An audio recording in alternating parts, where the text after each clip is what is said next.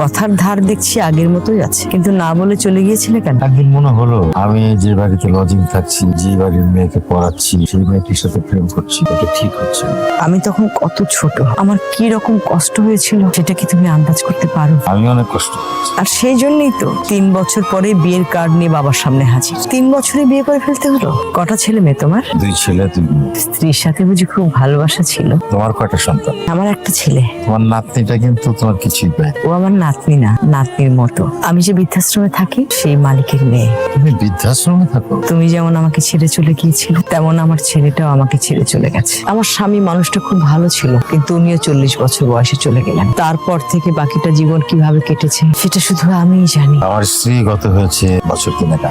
আমার ছেলেমেয়েরা কেউ দেশে, সবাই বিদেশে। এখানে আমি একা। আমি আসি, আমাকে যেতে হবে। আর একটু থেকে গেলে হয় না? আর একটু থাকলে তোমাকে ক্ষমা করতে ইচ্ছে করে।